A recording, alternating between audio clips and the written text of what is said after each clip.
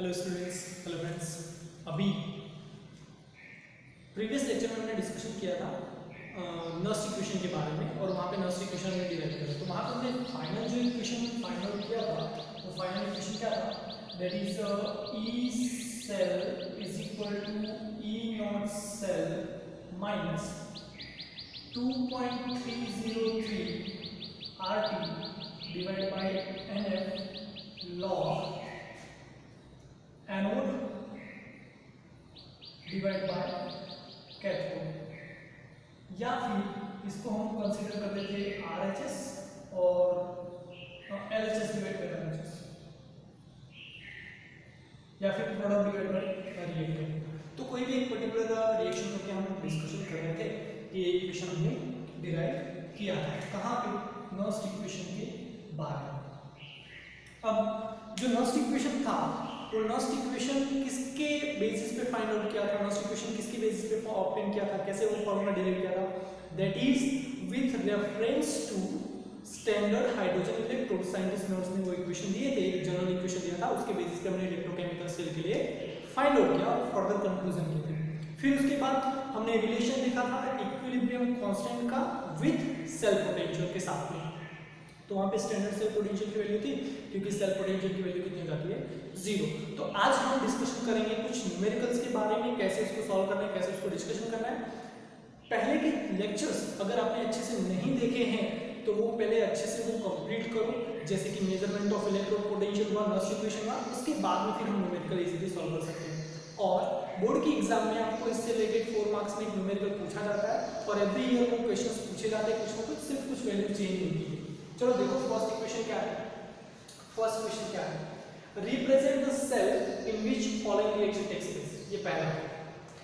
उसके बाद calculate E cell if E not cell is 3.17 volt. तो ये पर्टिकुलर इक्वेशन है और यहाँ पे जो एक्वेस फॉर्म में सॉल्यूशन है ना, उसका कंसंट्रेशन भी दिया हुआ है। तो सबसे पहले हम सेल को क्या करेंगे, रिप्रेजेंट करेंगे। सेल का रिप्रेजेंटेशन कैसे होता है, अगर आपको याद हो सेल रिप्रेजेंटेशन में हमने क्या किया था, तो वहां पे एक सबसे पहले इंपॉर्टेंट थिंग क्या होती है, सॉल्वेज। सबसे पहले इंपॉर्टेंट थिंग क्या होती है, सॉल्वेज। और लेफ्ट हैंड साइड और right hand side, left hand side में जो हम वैल्यू मेंशन करते हैं that is of anode which is a negatively charge, negative pole, और यहां पे राइट हैंड साइड में क्या लिखते हैं, positive charge. That it represents the anode and plus charge represent the cathode. Now anode पे कौन सी रिएक्शन होती है, कैथोड पे कौन सी रिएक्शन होती है, एनोड पे रिएक्शन होती है ऑक्सीडेशन रिएक्शन, कैथोड पे होती है रिडक्शन रिएक्शन। उसको शॉर्ट टर्म में हमने याद करने के लिए क्या बोला था, red cat means reduction occurs on cathode. Okay, तो उसके लिए शॉर्ट टर्म क्या दिया, रेड कैट। और ऑक्सीडेशन के लिए क्या बोला था, एन ऑक्स, एनोड पे ऑक्सीडेशन रिएक्शन होगी। तो यहां पे देखो जो पर्टिकुलर इक्वेशन गिवन है वहां पे एक gain of electron that is a reduction and removal of electron that is oxidation. तो होगा क्या यहाँ पे, Mg2Ag प्लस Mg+4Ag। अब देखो ध्यान से, Mg किससे जा रहा है, Mg+2 में। किसी भी मेटल के ऊपर पॉजिटिव चार्ज कब आएगा, जब वो अपने इलेक्ट्रॉन को रिमूव कर रहा हो। तो इसका मतलब Mg का क्या हो रहा है, ऑक्सीडेशन किस में हो रहा है, Mg+2 में हो रहा है। तो यहाँ पे हम क्या लिखेंगे, वी विल राइट Mg+2। ठीक है, ये किसका हो गया, that is of anode. Cathode पे क्या होगा, the reaction offers 2Ag plus 2Ag। अब ये जो कोएफिशिएंट है, ओके, वो कोएफिशिएंट को हम कंसीडर करेंगे नहीं। तो हमारा मेन जो आएगा that will be negative Mg2Mg+2 और इसका कंसंट्रेशन कितना दिया Mg+2 का, 0.130 मोलर। बाद में क्या फॉर्म करेंगे, सॉल्वेज। उसके बाद Ag+2 Ag, Ag+2 Ag plus का कंसंट्रेशन कितना दिया है, 0.001 मोलर। ठीक है, 0.001 मोलर, 0.001 मोलर। क्लियर। अब ये वैल्यू दे दी। अब ये हो गया हमारा सेल का रिप्रेजेंटेशन और यहाँ पे हम इंडिकेट करेंगे पॉजिटिव और यहाँ पे इंडिकेट करेंगे नेगेटिव। इन नेगेटिव का मतलब क्या, that will indicates the anode और पॉजिटिव इंडिकेट करेगा कैथोड। तो हमने फर्स्ट ये इक्वेशन कंप्लीट कर दी। दूसरा क्या फाइंड करना है? E cell. अब ई सेल का फॉर्मूला क्या होगा? ई सेल का फॉर्मूला जो नॉस ने दिया था अकॉर्डिंग टू नॉस इक्वेशन क्या है?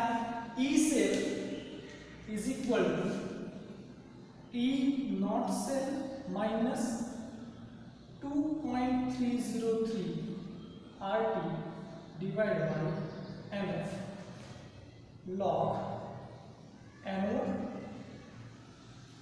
divided by cathode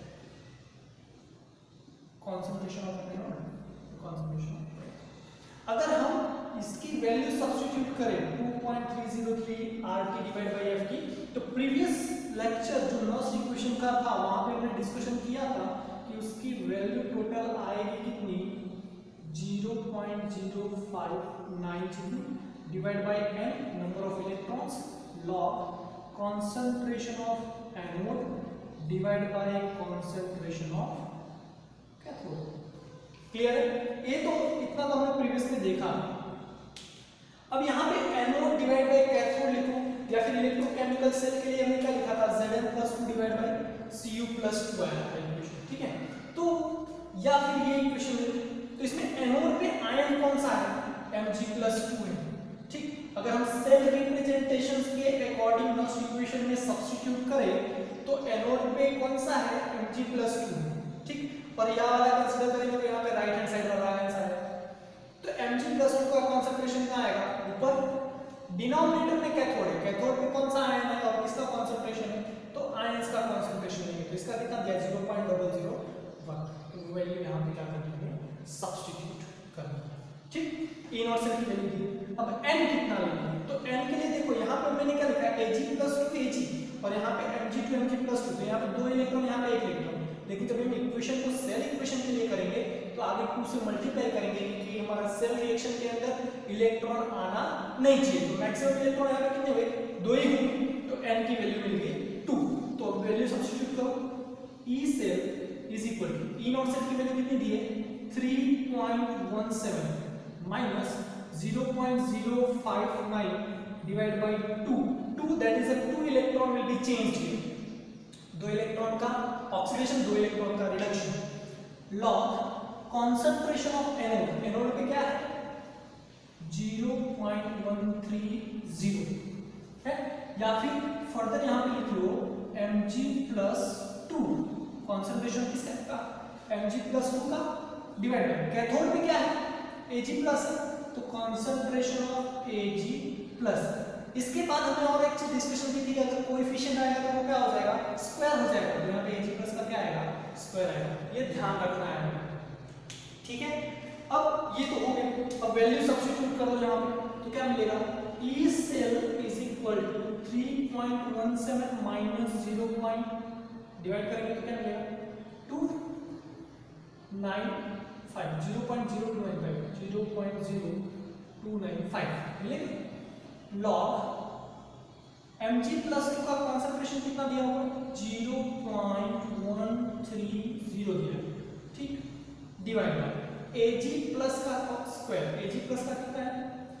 0.0001 का स्क्वायर, ठीक है? ओके। अब E cell is equal to 3.17। अब देखो यहां से इसको माइनस नहीं करेंगे, क्यों?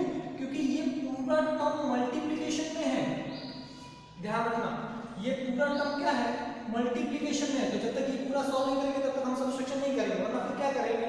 3.17 माइनस 0.00295, ऐसा नहीं करना है। पहले इसको सॉल्व करेंगे। तो माइनस 0.0295 लॉग 0.130 डिवाइड बाय 0.001। अभी देखो इसको कितना लिख सकते हैं? 10⁻³ लिख सकते हैं। तो 10⁻³ का क्या हो जाएगा? स्क्वायर हो जाएगा। a पावर m के पूरे पावर में n, ये दोनों मल्टीप्लिकेशन का, तो यहाँ पे रिजल्टेंट कितना हो जाएगा? मैं डायरेक्टली लिख रहा हूँ यहाँ पे -6 हो जाएगा। ये -6 ऊपर जाएगा तो क्या मिलेगा? +6 हो जाएगा, तो 0.130 इंटू 10⁻+6, ठीक है, इतना पता चला। ओके, उसके बाद में फिर E cell is equal to 3.17 minus 0.0295 log a into B, log a plus log b, ठीक, तो क्या आएगा यहाँ पे log 0.130 प्लस log 10⁻6। अब जब ये log a पावर m है तो m कहाँ आ जाएगा आगे, तो ये वैल्यू क्या हो जाएगी 6 log 10, या फिर आप डायरेक्टली log 10 की वैल्यू 1 होती है तो इतना लिख सकते हो। अगर 10 पावर में +6 है तो +6 कर देना, जो भी वैल्यू लिखे, माइनस है तो -6 कर दो, ठीक है, ऐसे कर सकते हो। log 0.130 की वैल्यू निकालेंगे, ये पूरा टर्म मल्टीप्लिकेशन करेंगे तो उसके बाद E cell is equal to मिलेगा 3.17 माइनस इसकी वैल्यू मिलेगी नियर अबाउट 2.17, तो जो वैल्यू आएगी वो वैल्यू होगी सॉरी 0.21 जितनी मिलेगी। तो यहाँ पे अगर हम सॉल्व करेंगे तो इसकी वैल्यू कुछ मिलेगी 2.776 और 11 से 2 तो 2.96 वोल्ट जितना वैल्यू मिलेगा। अब ये ध्यान रखना, log 0.130 log की वैल्यू कैसे फाइंड आउट करते हैं, तो log टेबल से कैलकुलेट कर सकते हैं या फिर कैलकुलेटर log टेबल में यूज कर सकते हैं या फिर कैलकुलेटर यूज कर सकते हैं। तो कैलकुलेटर में 13 टाइम्स रूट -1 इंटू 3557 वो करेंगे तो वहां हमें log की वैल्यू मिल जाएगी। जो वैल्यू आएगी वो कितना आएगा, दैट इज अबाउट 2.96 वोल्ट जितना आएगा। ये वैल्यू log की ट्राई कर सॉल्व करना। नेक्स्ट में, ठीक है, तो सिर्फ यहाँ पे ही हमें ध्यान रखना है इसे। ये वाला देखो एक्सरसाइज का है 3.3, गैल्वेनिक सेल का रिएक्शन दिया हुआ है Zn + 2Ag plus gives out Zn + 2 + 2Ag, so that क्या क्या शो करना है, रिप्रेजेंट द सेल, पहले सेल को रिप्रेजेंट करना है। Which of the electrode is negatively charge, तो नेगेटिव चार्ज कौन सा होगा, जो एनोड पे आएगा वो। Carriers of current in the cell, कौन से डायरेक्शन में करंट फ्लो करेगा, कहां से कहां पे फ्लो होगा। Individual reaction at each electrode, हर एक इलेक्ट्रोड का इंडिविजुअल रिएक्शन में मेंशन करना है। तो यहां पे हम क्या कर सकते हैं, सिंपल, पहले रिप्रेजेंट करना है सेल को, ठीक है, पहले हमें क्या करना है, सेल को रिप्रेजेंट करना है। तो फर्स्ट क्वेश्चन, सेल को रिप्रेजेंटेशन करना है, तो सेल के लिए रिप्रेजेंटेशन ये क्या है हमारा फॉर्मूला, यहाँ पे पहले एनोड और राइट साइड में कैथोड, तो नेगेटिव पोल और पॉजिटिव पोल से इंडिकेट करेंगे। बीच में हमारा आ जाएगा सॉल्ट ब्रिज आ जाएगा, ठीक है। अब एनोड में कौन सी रिएक्शन होती है, ऑक्सीडेशन, तो Zn से Zn + 2 जा रहा है तो वही ऑक्सीडेशन है, क्योंकि हमेशा न्यूट्रल में से क्या जाएगा, आयंस फॉर्म करेगा जब भी मेटल होगा तब, ठीक है। ये हमारा हो गया एनोड का। कैथोड पे क्या आएगा, रिडक्शन, तो Ag+ से किस में जा रहा है, Ag में जा रहा है, ये हो गया हमारा सेल रिप्रेजेंटेशन। तो ऐसे हमें सेल को रिप्रेजेंट करना है। अगर आपको लिखना है तो यहाँ पे आप कंडीशन लिख सकते हो, एक्वस है, सॉलिड है, नहीं लिखोगे तो भी चलेगा, ठीक है। बट अगर आपको टोटली अच्छे से रिप्रेजेंटेशन करना है तो वहां पे अगर आप ये मेंशन करो तो अच्छी बात है। Which of the electrode is negatively charge, कौन सा इलेक्ट्रोड नेगेटिवली चार्ज होगा, तो एनोड कैसा होता है, तो केमिकल सेल या फिर गैल्वेनिक सेल में नेगेटिवली चार्ज, तो सेकंड का आंसर क्या होगा, zinc electrode will be negatively charged। क्यों नेगेटिवली चार्ज जिंक इलेक्ट्रोड क्यों हो रहा है, बिकॉज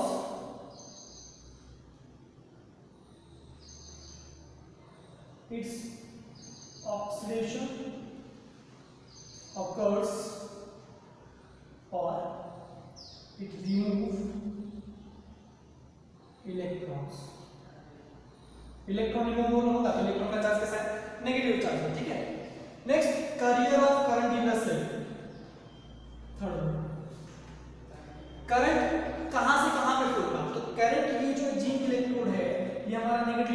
तो हमेशा गैल्वेनिक सेल के अंदर जो इलेक्ट्रॉन फ्लो करेगा वो इलेक्ट्रॉन फ्लो करेगा कहां से, एनोड से कैथोड की तरफ, और जो करंट फ्लो होगा वो अपोजिट डायरेक्शन होगा। तो current will flow from silver electrode और जो होगा कैथोड टू जिंक इलेक्ट्रोड, और जिंक इलेक्ट्रोड कैसा बिहेव करेगा हमारा, एनोड की तरह, ठीक है। तो कैथोड टू एनोड, हमेशा इलेक्ट्रोकेमिकल सेल में कैथोड टू एनोड ही इलेक्ट्रिक करंट क्या होता है, फ्लो होता है।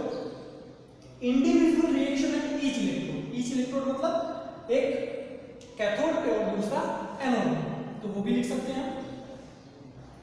एक रिएक्शन आएगा एनोड का और दूसरा रिएक्शन आएगा कैथोड का।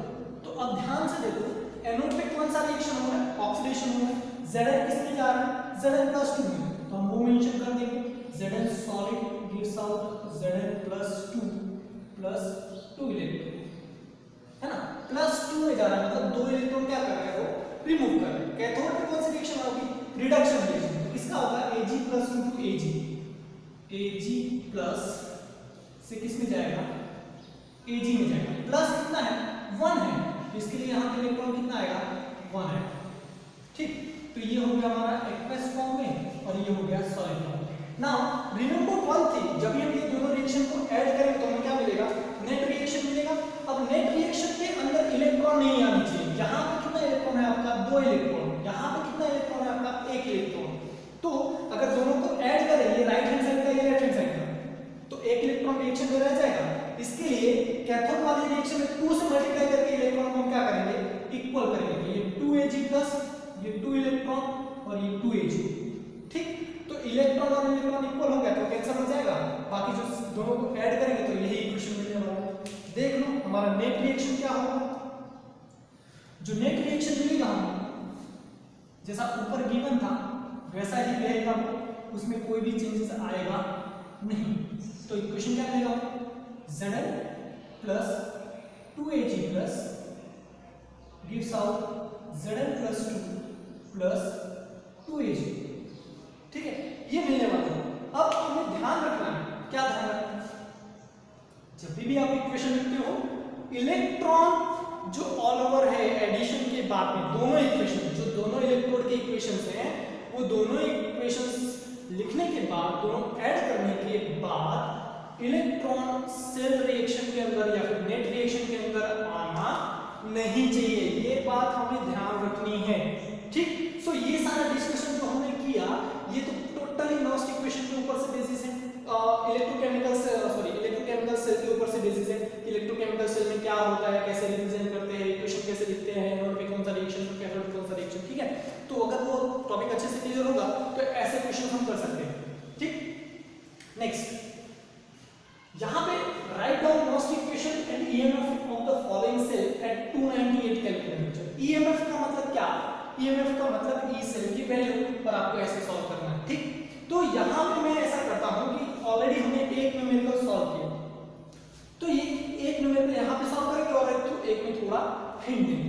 इसमें से मेरे को जिसमें ज्यादा इंटरेस्ट है वो ये क्वेश्चन नंबर 4 में, एक्सरसाइज 3.5 के जो 4th वन है उसमें इंटरेस्ट है। क्यों इसमें इंटरेस्ट है, क्योंकि अभी तक हमने जितने भी सेल के रिप्रेजेंटेशन देखे, इक्वेशन देखा, सॉल्यूशन देखा, वहां पे सारे मेटल्स थे और हाइड्रोजन के साथ में देखा था।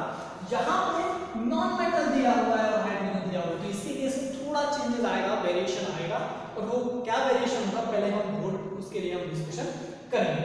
तो अब ध्यान दो, पहले हम 4th वन सॉल्व करेंगे, ठीक है। पहले हम 4th वन सॉल्व करेंगे, बाद में Mg+2 वाला ये जो टर्म है ये पूरा सिमिलर है। किससे सिमिलर है, जब ध्यान से देखो तो फर्स्ट वन इसी से सिमिलर है ना, सिर्फ Ag की जगह पे क्या आएगा, Cu+2 और यहाँ पे 2 नहीं आने वाला, ठीक।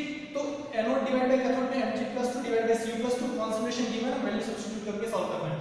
टोटल कितने इलेक्ट्रॉन होंगे, 2 इलेक्ट्रॉन होंगे, तो वो हम बाद में डिस्कशन करते हैं, पहले 4th वाला डिस्कशन करेंगे। क्या दिया हुआ है, प्लैटिनम Br2 Br-H+2H2Pg। नॉस्ट इक्वेशन इसके लिए लिखना है, नॉस्ट इक्वेशन मतलब ई सेल के टर्म में हमें नॉस्ट इक्वेशन लिखना है। तो क्या करें, हमारा फॉर्मूला क्या था, E cell is equal to E not cell minus 0.059 divide by n is the number of electrons, log anode concentration of anode divide by concentration of cathode, इतना था। अभी आप ध्यान दें, यहाँ पे क्या ध्यान दें? ध्यान देते हैं कि ये जो Br माइनस है ये बाद में दिया हुआ, जो मेटल के केस में हम देखते थे, मेटल के केस में जो था यहाँ पे अगर आप ध्यान से देखो तो Mg से Mg+2 में जा रहा है और यहाँ पे Br2 से Br माइनस। ओके, तो यहाँ पे क्या मिलेगा? E cell is equal to E not cell minus 0.059 divide by N log anode divide by cathode. तो हमारा जो कैथोड पे रिएक्शन आएगा वो कैथोड पे रिएक्शन क्या होगा? कैथोड किसका आएगा? That is of H+2 H2 reduction reaction ना, तो H plus electron gives out H2, तो यहाँ पे 2 है तो इसको 2H प्लस और +2 इलेक्ट्रॉन कर सकते हैं, ठीक है। तो ऐसी कंडीशन में ये कंप्लीट हो जाएगा। उसके बाद में फर्दर अगर एनोड पे लिखना हो तो एनोड पे कौन सी रिएक्शन होगी? ऑक्सीडेशन रिएक्शन होगी। तो ऑक्सीडेशन के लिए क्या है? Br2 to Br minus, but हमेशा क्या करेगा? Br माइनस जो है वो इलेक्ट्रॉन लॉस करके तब Br2 में कन्वर्ट होगा। तो उसका इक्वेशन कैसे आने वाला है? ये फॉर्म में आने वाला है, Br minus gives out Br2 plus 2 electron. अगर हम नेट रिएक्शन इसके लिए लिखें तो नेट रिएक्शन क्या मिलेगा हमें? नेट रिएक्शन जो है वो हमें कुछ ऐसा मिलेगा, electron electron cancel, 2H plus, sorry यहाँ पे Br2 है ना तो 2Br माइनस आएगा, plus 2Br minus gives out H2 plus Br2, ये फॉर्म में मिलने वाला है। अब इसके लिए हम लास्ट इक्वेशन लिखे तो हमें क्या मिलेगा? ई सेल में इज इक्वल टू मिलेगा E not cell minus 0.059 divide by n की वैल्यू कितनी होगी? यहाँ पे 2 होगी, ओके 2 मिलेगा, log anode divide by cathode. अब एनोड पे क्या है? Br2 प्लस 2 इलेक्ट्रॉन है, आयंस तो है नहीं, कॉन्सेंट्रेशन किसका होगा? आयंस का। सॉलिड और लिक्विड का क्या होगा? कांस्टेंट होगा। तो ये दोनों टर्म कहाँ आएंगे? डिनोमिनेटर में आएंगे। या फिर क्यों डिनोमिनेटर में आएंगे? अगर आपको याद हो नस्ट इक्वेशन में जो हमने डेरिवेशन किया था, वो डेरिवेशन में एक सॉलिड था, तो वहाँ पे हमने ऐसा बोला था कि सॉलिड और लिक्विड के लिए जो कॉन्सेंट्रेशन है वो डेंसिटी के ऊपर डिपेंड करता है, इसके लिए उसका कॉन्सेंट्रेशन कितना लेना है? यूनिटी लेना है, 1 लेना है। तो इसके लिए यहाँ पे क्या आएगा? 1 आएगा एनोड पे, डिवाइड बाई कैथोड पे क्या है? H प्लस है, तो कितने H प्लस है? 2H प्लस है, तो 2H प्लस है तो डिवाइड बाई H प्लस का क्या हो जाएगा? स्क्वायर, ठीक है। H प्लस का कॉन्सेंट्रेशन स्क्वायर। लेकिन व्हाट अबाउट दिस वन? तो ये कहाँ आएगा? डिनोमिनेटर में आने वाला है, Br माइनस का क्या आएगा? स्क्वायर आएगा। इसके लिए इक्वेशन ऐसा होगा, ध्यान रखना ये बात को कि ये इक्वेशन हमेशा ये फॉर्म में आएगा। जब भी नॉन मेटल आएगा तो नॉन मेटल का आयंस का आने वाला है? डिनोमिनेटर में आने वाला है इन मोस्ट ऑफ केसेस। तो ये हमें ध्यान रखना है। अब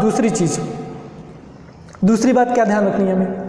दूसरी बात यही ध्यान रखनी है कि जो स्टोइकियोमेट्रिक कोएफिशिएंट है वो हमेशा कहाँ जाएगा? पावर में जाने वाला है, तो वो भी हमें भूलना नहीं है। तो ये नॉस्ट इक्वेशन जो है वो किसके लिए होगा? जो ये 4th वन गिवन है उसके लिए। अब नेक्स्ट वैल्यू सब्स्टिट्यूट करनी है। ई नॉट सेल की वैल्यू गिवन नहीं है, तो हमारा ई नॉट सेल का अगर हम वैल्यू फाइंड आउट करें तो क्या होता है? E nought reduction on cathode minus E nought oxidation, E nought reduction on anode. या फिर इसी को हम कैसे लिखते हैं? RHS minus LHS, RHS E RHS लिखते हैं इसको और ई LHS लिखते हैं, ठीक है। तो RHS कौन सा? राइट हैंड साइड में H प्लस, इसके लिए वैल्यू कितनी होती है? E cell is equal to होगा 0.0, किसके लिए? हाइड्रोजन के लिए।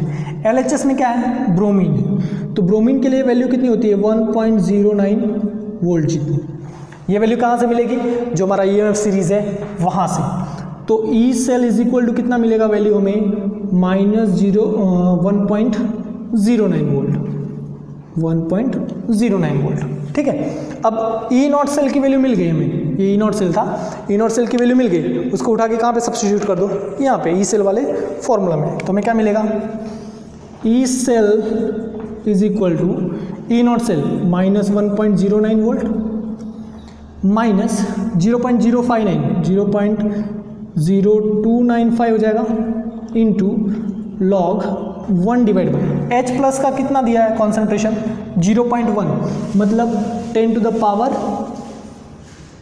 -1 का square into 0.01 10 to the power -2 का स्क्वायर। ठीक है, ओके। अब इसकी वैल्यू सॉल्व करो तो क्या मिलेगा हमें, E cell is equal to -1.09 minus, unit हटा दे रहा हूँ यहाँ से, 0.0295 log 1 divide by 10 to the power -2 हो जाएगा इंटू 10 टू द पावर -4, तो मीन्स टोटल कितना हो जाएगा 10 टू द पावर -6।